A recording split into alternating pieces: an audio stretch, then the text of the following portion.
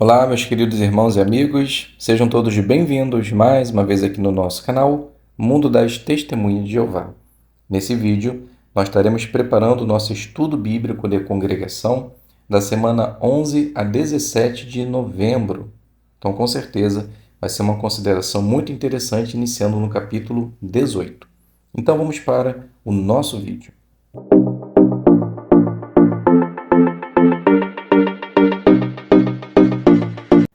Então sejam todos bem-vindos mais uma vez aqui no nosso canal. É um prazer imenso ter vocês aqui semanalmente para juntos prepararmos as nossas reuniões.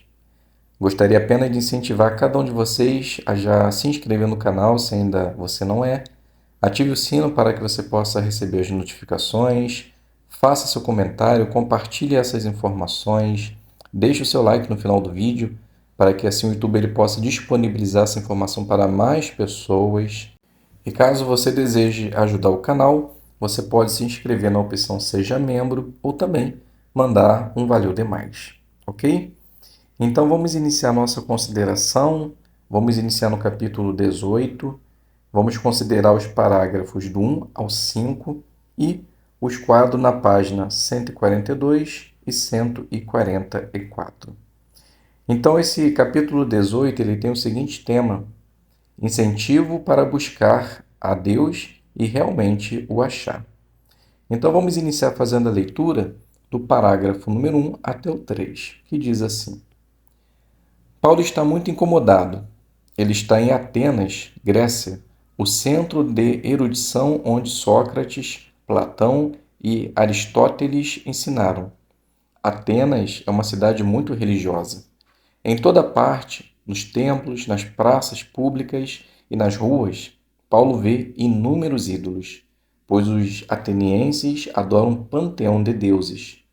Paulo sabe o que Jeová, o Deus verdadeiro, pensa a respeito da idolatria. O fiel apóstolo tem o mesmo ponto de vista de Jeová. Ele tem aversão a ídolos. O que Paulo vê ao entrar na ágora, ou praça principal, o deixa muito escandalizado.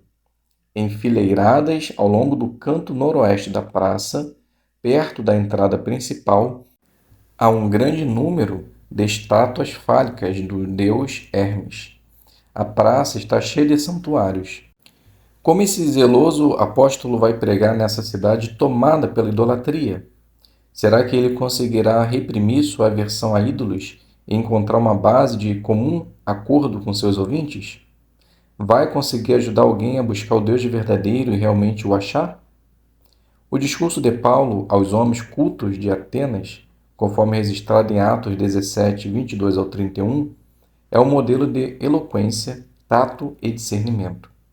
Por estudarmos o exemplo de Paulo, podemos aprender muito sobre como estabelecer uma base de comum acordo com nossos ouvintes e, assim, ajudá-los a raciocinar.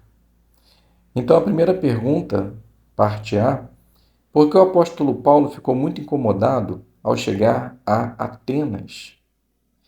Então, Paulo está incomodado porque ele vê nos templos, nas praças públicas e nas ruas, ele vê inúmeros ídolos, pois os atenienses adoram um panteão de deuses.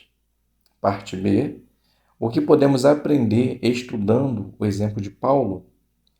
Então, podemos aprender muito sobre como estabelecer uma base de comum acordo com nossos ouvintes e, assim, ajudá-los a raciocinar.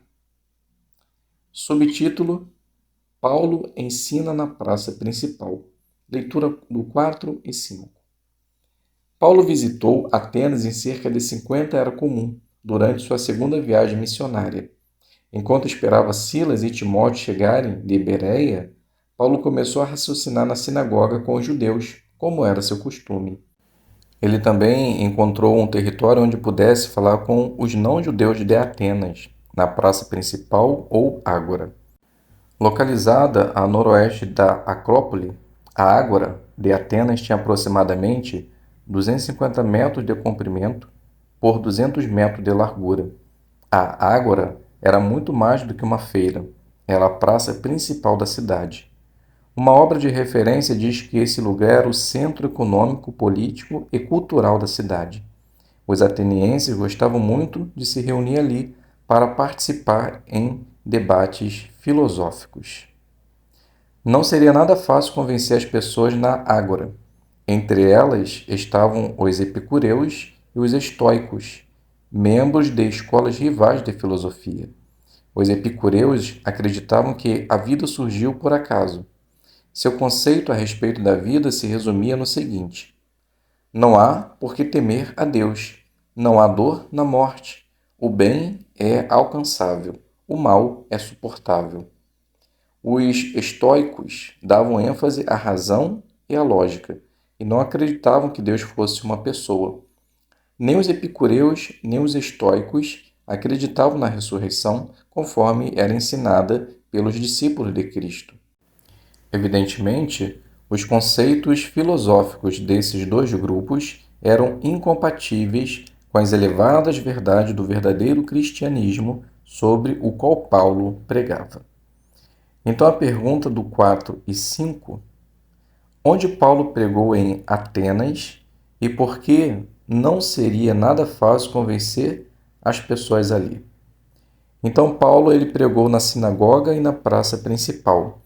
E não seria fácil convencer essas pessoas, pois entre elas estavam os epicureus e os estoicos, membros de escola rivais de filosofia. Então, o conceito filosófico desses dois grupos eram diferentes e incompatíveis com as verdades da palavra de Deus. Vamos fazer agora as leituras dos dois quadros que aparecem na página 142 e 144. Então, o primeiro quadro: Atenas, capital cultural do mundo antigo. Antes mesmo de a história de Atenas começar a ser registrada no 7º século antes da Era Comum, a Acrópole de Atenas já era uma cidade bem fortificada. Atenas se tornou a principal cidade do distrito da Ática e dominava uma área de mais ou menos 2.500 km², cercada por montanhas e pelo mar. O nome da cidade parece estar relacionado com o nome Atena, a deusa padroeira da cidade. No 6º século antes da Era Comum, Solon, um legislador ateniense, reformou os sistemas social, político, jurídico e econômico da cidade. Ele melhorou a qualidade de vida dos pobres e estabeleceu a base para um governo democrático. Mas se tratava de uma democracia apenas para as pessoas livres. A grande parte da população da cidade era composta de escravos.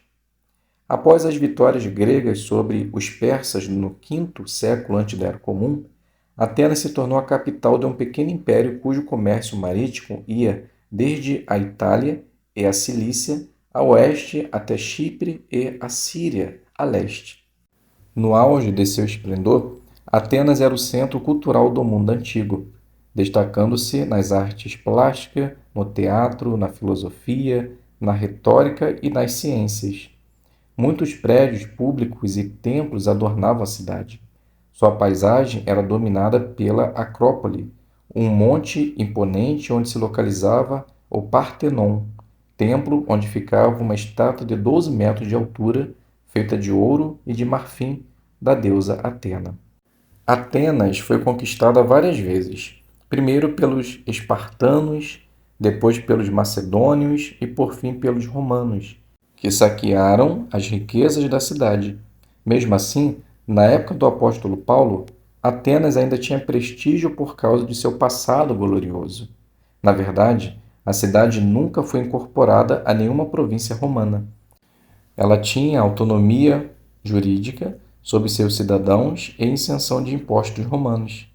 Apesar de suas maiores glórias terem ficado no passado, Atenas continuou sendo uma cidade universitária para onde os ricos enviavam seus filhos para estudar. Agora o quadro na página 144. Os epicureus e os estoicos. Os epicureus e os estoicos eram seguidores de duas escolas diferentes de filosofia. Nenhum dos dois grupos acreditava numa ressurreição. Apesar de crerem na existência de deuses, os epicureus achavam que eles não estavam interessados nos humanos. Por isso, acreditavam que os deuses não recompensariam nem puniriam os homens e, portanto, orações e sacrifícios eram inúteis. Os epicureus acreditavam que o bem supremo na vida era o prazer. A falta de princípio moral caracterizava seu modo de pensar e suas ações. Mas eles incentivavam a moderação porque servia de proteção das más consequências dos excessos. Buscavam conhecimento apenas para se livrarem de medos e superstições religiosas. Os estoicos, por outro lado, acreditavam que todas as coisas faziam parte de uma deidade impessoal e que a alma humana emanava de tal fonte. Alguns estoicos criam que a alma um dia seria destruída junto com o universo. Outros acreditavam que a alma seria por fim reabsorvida por essa deidade. De acordo com filósofos estoicos, para obter felicidade era necessário seguir as leis da natureza. Então, meus queridos irmãos e amigos, aqui a gente finaliza a nossa consideração do estudo. Espero que possa ter sido de ajuda para vocês. Muito obrigado a todos pela presença, fiquem todos na paz de Deus e até um próximo vídeo, se Deus quiser.